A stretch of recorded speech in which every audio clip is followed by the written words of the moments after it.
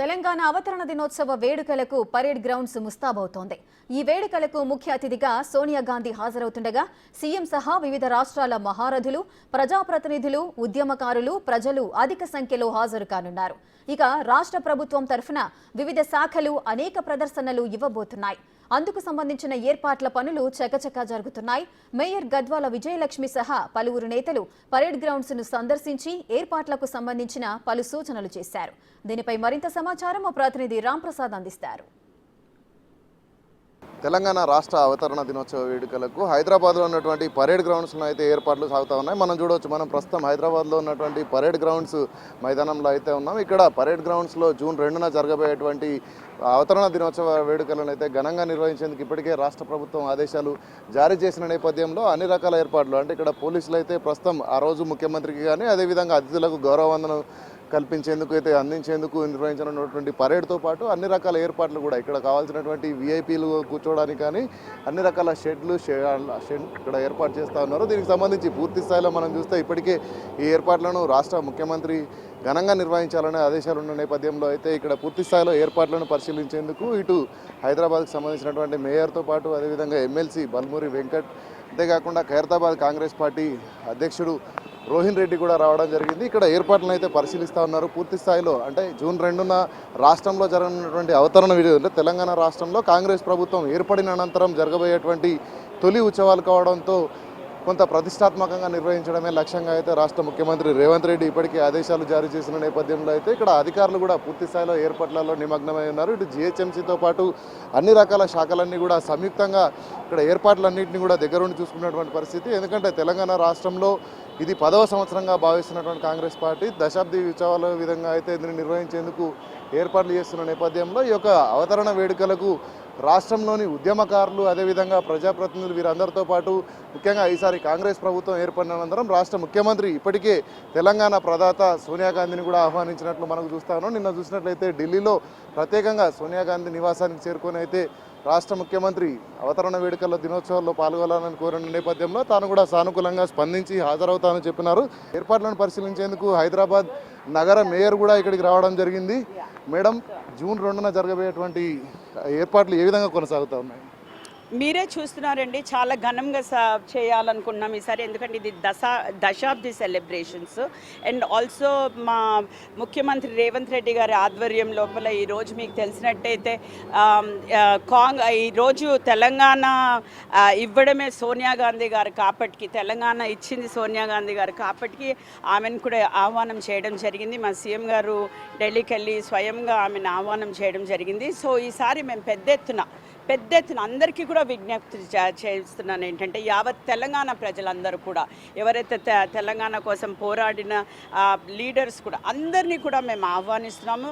ఆ పార్టీలకు అతీతంగా ప్రతి ఒక్కరూ కూడా ఈ ఆవిర్భావ సందర్భంగా అందరూ కూడా విచ్చేయాలనేసి నేను మనస్ఫూర్తిగా కోరుకుంటున్నానండి. రైట్. అదేవిధంగా మనం చూస్తే ఇక్కడ ఈ ఏర్పాట్లను పరిశీలించేందుకు ఎమ్మెల్సీ బల్మూరి వెంకట్ కూడా రావడం జరిగింది. అన్న, చెప్పండి, ఏర్పాట్లు అంటే గతంలో జరిగిన దానికంటే భిన్నంగా రాష్ట్రంలో ప్రభుత్వం ఏర్పడింది, ఏ విధంగా అంటే ఏ స్థాయిలో నిర్వహించే అవకాశం? సివి దశాబ్ది సంబంధించి 10 సంవత్సరాలు అవుతుంది కాబట్టి తెలంగాణ ఏ కళలతోటి కాంక్షతోటి ఇచ్చిర్రో గత 9 సంవత్సరాలుగా వాటిని విస్మరించారు కాబట్టి పూర్తి స్థాయిలో తెలంగాణ ఉద్యమకారులు కానీ తెలంగాణ కోసం క్రియాశీలక పాత్ర పోషించిన వ్యక్తులు కానీ అందరినీ గౌరవించుకునే విధంగా, ఇది మన తెలంగాణ, మన సాధించుకున్న తెలంగాణ 10 సంవత్సరాల వేడుకలు ఎంత ఘనంగా జరుపుకుంటున్నామో యావత్ ప్రపంచానికి తెలిసే విధంగా గౌరవ తెలంగాణ రాష్ట్ర ముఖ్యమంత్రి గారు ప్రణాళిక రూపొందించి ఘనంగా ఏర్పాట్లు చేయడం జరుగుతుంది.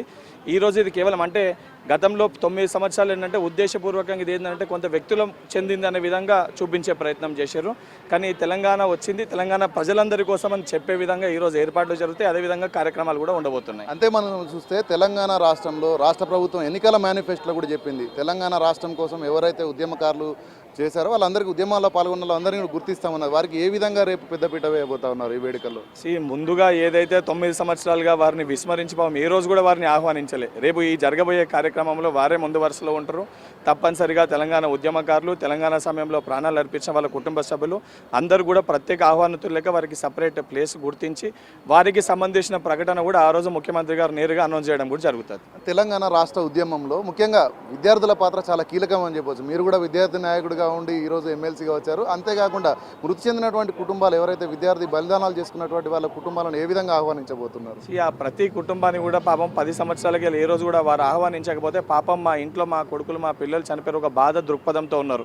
ఈరోజు ఈ 10 సంవత్సరాలకు వాళ్ళందరినీ కూడా ఆహ్వానించి వారిని దగ్గరకు పిలిచి వారిని ఆప్యాయంగా పలకరిస్తూ మీకు తెలంగాణ ప్రభుత్వం కాంగ్రెస్ ప్రభుత్వం అండగా ఉందని భరోసా కల్పించే విధంగా వాళ్ళందరూ కూడా ఆహ్వానాన్ని అందించడం జరుగుతుంది. వాళ్ళందరితో కూడా ఆ రోజు ముఖ్యమంత్రి గారు నేరుగా కలుస్తారు.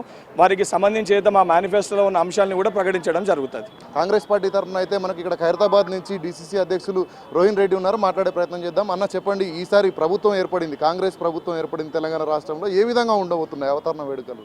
బ్రహ్మాండంగా చేయబోతున్నామండి. ఎందుకంటే తెలంగాణ ఇచ్చింది కాంగ్రెస్ పార్టీ, శ్రీమతి సోనియా గాంధీ గారిని ఆ రోజు తెలంగాణ ఇచ్చింది కాబట్టి నిన్న ముఖ్యమంత్రి గారు నిన్న స్వయాన పోయి సోనియా గాంధీ గారితో చర్చించి ఈ సభ మన జూన్ 2 రోజు రావాల్సిందిగా ఆయన విజ్ఞప్తి చేసిండు. ఆమె సానుకూలంగా స్పందించింది. ఎందుకంటే ఆమె ఇచ్చిన తెలంగాణని మళ్ళా తెలంగాణ ప్రజలందరూ కూడా ఆమె రుణం తీర్చుకునే విధంగా ఈసారి ఘనంగా తెలంగాణ వేడుకలు ఆవిర్భావ దినోత్సవ వేడుకలు చాలా ఘనంగా జరగాలని చెప్పేసి ముఖ్యమంత్రి గారు కూడా చాలా పెద్ద ఎత్తున ఇది జరపబోతున్నారు. కాబట్టి ఒక పండుగ వాతావరణం ఉంటుంది.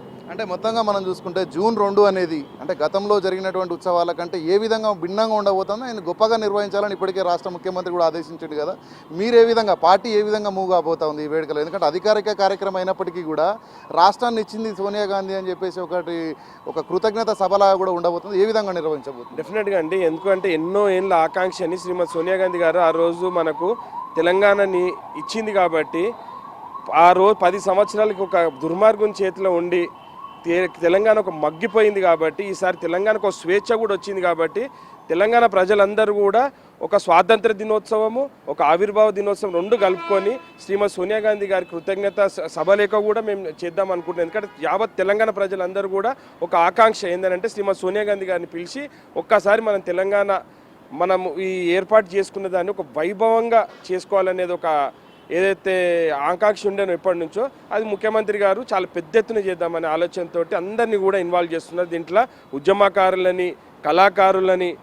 ఇది పరిస్థితి. అంటే జూన్ 2న జరగబోయేటువంటి ఉత్సవాలు ఏవైతే ఉన్నాయో అవతరణ దినోత్సవాలకు సంబంధించి అయితే పూర్తి స్థాయిలో కూడా గతానికి భిన్నంగా గత ప్రభుత్వాలు ఏవైతే అంటే ఆత్మబలిదానాలు చేసుకున్నటువంటి కొంత కుటుంబాలకైతే అన్యాయం చేశాయని చెప్పవచ్చు. ఎందుకంటే 1200 కుటుంబాలు అంటున్నప్పటికీ కూడా కేవలం 500 మందికి మాత్రమే 500 కుటుంబాలకు మాత్రమే లబ్ధి చేకూరిన నేపథ్యంలో ఈసారి పూర్తి స్థాయిలో తెలంగాణ ఉద్యమ నాయకుడైనటువంటి కోదండరాం నేతృత్వంలో ఒక ప్రత్యేక కమిటీని అయితే రాష్ట్ర ముఖ్యమంత్రి రేవంత్ రెడ్డి ఏర్పాటు చేసిన నేపథ్యంలో తెలంగాణలో ఉద్యమంలో పాల్గొని ప్రాణాలు కోల్పోయిన వాళ్ళే కానీ ఉద్యమం కోసము తన గానాన్ని పాట రూపంలో కానీ కళ రూపంలో కానీ ప్రదర్శించినటువంటి ప్రతి ఒక్కరిని కూడా గుర్తించి ఈ యొక్క తెలంగాణ రాష్ట్ర అవతరణ దినోత్సవ వేడుకల్లో అయితే వారికి గొప్పగా సన్మానాలతో పాటు సత్కారాలు కూడా నిర్వహించేందుకు ఇప్పటికే రాష్ట్ర ప్రభుత్వం అయితే ఒక లిస్టును కూడా ప్రిపేర్ చేస్తున్నట్లయితే మనతో డీసీసీ అధ్యక్షుడు చెప్పడం జరిగింది. పూర్తి స్థాయిలో అంటే మనం గత 10 ఏళ్లలో చూసుకున్నట్లయితే నామమాత్రంగా జరిగాయని చెప్పేసి అంటున్నటువంటి వాళ్ళు అయితే ఈసారి ఖచ్చితంగా ఈ యొక్క వేడుకలకు తెలంగాణ రాష్ట్రాన్ని సాధించినటువంటి ప్రజలందరూ కూడా ఒక పండుగలాగా జరుపుకోబోతా ఉన్నారు. ఈ యొక్క వేడుకలకు